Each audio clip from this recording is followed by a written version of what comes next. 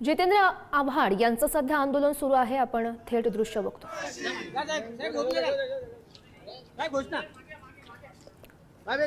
पंतप्रधान मोदी यांनी देशवासियांना जे आवाहन केलं त्याच्याच विरोधात आता जितेंद्र आव्हाड यांचंही आंदोलन बघायला मिळत आहे। चक्क घोड्यावर बसून ते हे आंदोलन करतात। त्यांच्या समवेत कार्यकर्ते आहेत, त्यांच्याकडून जोरदार घोषणाबाजी या ठिकाणी सुरू असल्याचं आपण पाहू शकतो।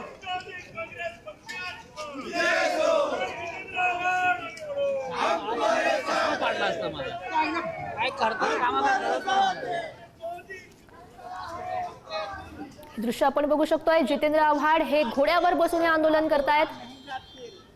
पंतप्रधान नरेंद्र मोदी यांनी देशवासियांना जे आवाहन केलेलं होतं त्यानंतर सगळीकडेच खरं बघायला मिळते। विशेषतः विरोधकांकडून एक आक्रमक पवित्रा बघायला मिळते। सातत्याने टीका त्यांच्याकडून केली जाते आणि ही ठाण्यातली आपण थेट लाईव्ह दृश्य बघतोय। जितेंद्र आव्हाड यांचं हे आंदोलन सुरू आहे। चक्क घोड्यावर बसून ते आंदोलन करतायत। त्यांच्या समवेत कार्यकर्ते आहेत आणि त्यांच्याकडून जोरदार घोषणाबाजी दिली जाते।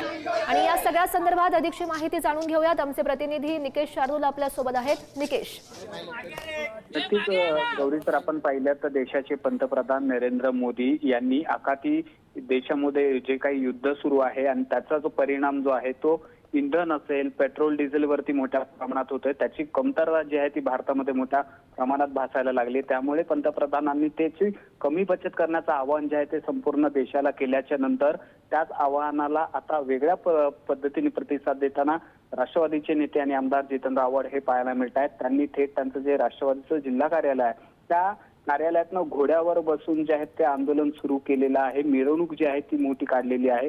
त्यांच्यासोबत कार्यकर्ते आहेत। कार्यकर्त्यांनी देखील बैलगाडीचा वापर केलेला आहे।